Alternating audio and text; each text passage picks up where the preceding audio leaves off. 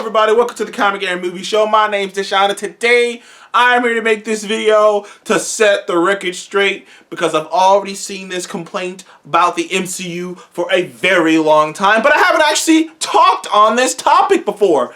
But this is the topic of why the MCU kills its villains. Now, the killing of the villain thing is such a weird thing because for years fans have had the argument that if Batman had killed the Joker and various other villains, that Gotham City would have been a much better place. And there's no real argument against that. Almost every single one of the people, all the bad guys that he doesn't kill, but pretty much almost all of them, except for a few exceptions like maybe a Deadshot who turns over, who sometimes is a good guy, and a couple other characters, almost every single one of them the world would be better without. Like, nothing would actually change for the worse. Like, nothing. If Batman snapped the Joker's neck, nothing would change.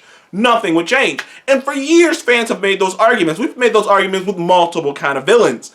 And when you read a comic book, for the most part, the villains don't die. Not only because these books are written for kids, and when you watch like the Justice League, or you watch even Earth's Mightiest Heroes, or you watch any animated thing, Spider-Man, the X-Men, the Batman animated series, you knew that the characters weren't going to die because they want to bring them back for later things, which is kind of ironic. It's kind of ironic that one of the complaints that people have about about all kind of not just comic books, but all kind of stories and storytelling and movies, video games and whatnot, is if a character gets popular enough and becomes, if they do it all, anime is real guilty of this shit. If a character is cool and popular enough, they will come up with an excuse to either bring them back or make them good guys. And comic books and whatnot are no exception to that. But for comic books, it's always to build out the rogue gallery, because the more characters you got, the more stories you can tell. But in the MCU, they don't have that luxury that the comic books and even anime and whatnot have, because the MCU is an ever-moving thing. All of the actors, they don't recast they rarely recast actors, and if they do, it's not because they want to keep them the same age. It's because something went wrong with the actors. They've only, in the entire history of the MCU, they've only recast about at least 4 times off the top of my head, which is they recast the Incredible Hulk and War Machine, and they just recently recast for Cassie Lang, and there was another recast, but I can't remember it off the top of my head. But they don't really recast, and even when they do recast, it's not for age purposes. So they have a limited amount of time. These actors have a limited window of being able to do things. And the way the MCU is taking on, because Marvel Comics on its own has always been the world outside your door. I know that's been said a million times before by any Marvel fan. It's been said by Stan Lee. That's a Stan Lee quote, is Marvel Comics is the world outside your window. But the MCU takes it a step further and go, no, this is a real world that happens to that has comic book characters in it. That has comic book characters in it, and beings of power, but this is the real world. So these characters are gonna age out. These characters are gonna age out of their characters. There won't be a recast Iron Man in the MCU.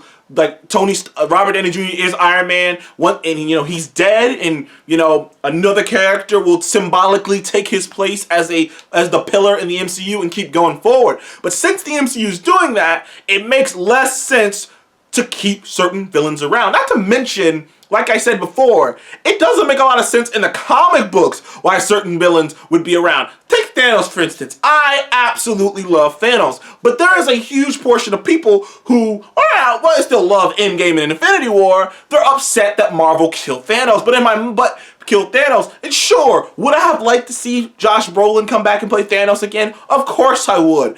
But from a logical standpoint, you can't let a man like that live. You cannot let someone who can threaten the planet on that kind of a scale live simply to play, and it's kind of a catch-22, right?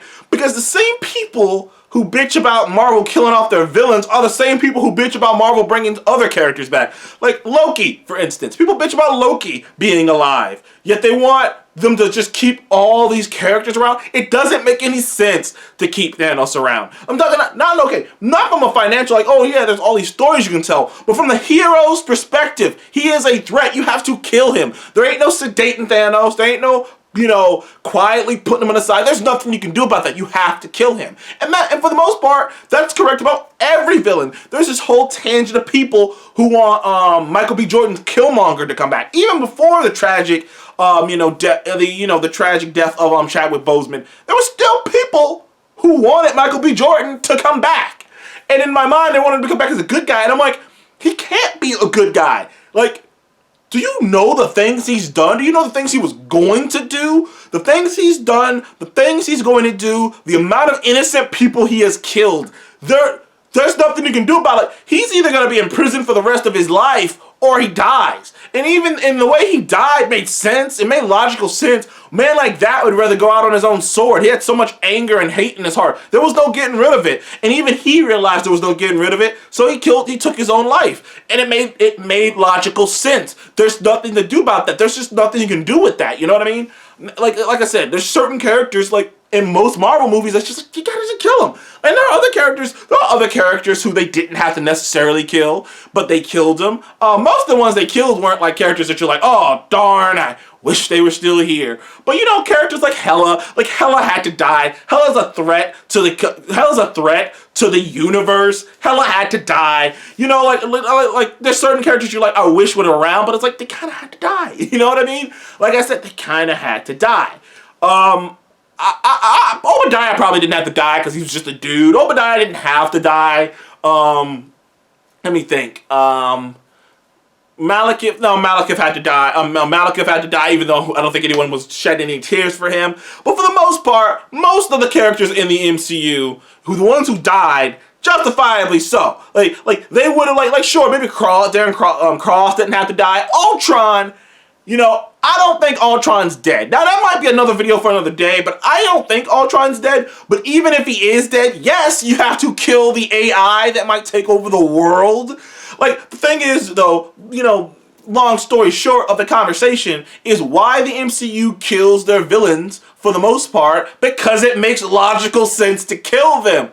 The only way it makes any sense to not kill their villains is if it's in a make-believe world, as if it's in a comic book world.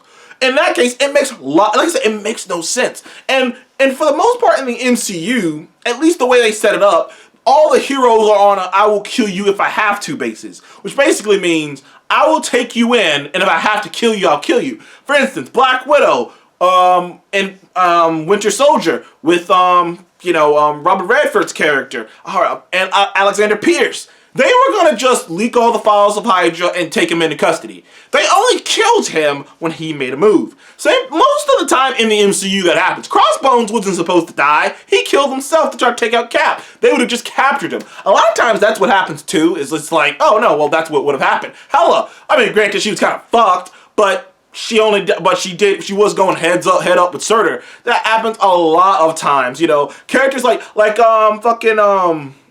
Ronan had to die. He was a fucking nutcase. But even then, like I said, the only reason he really died is because he was fucking around with that stone.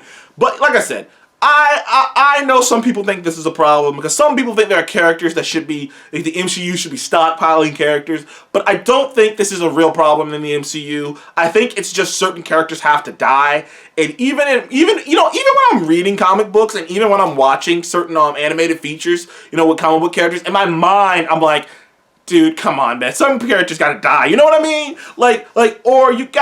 You can't keep coming up with, like, this character should be dead. You know what I mean?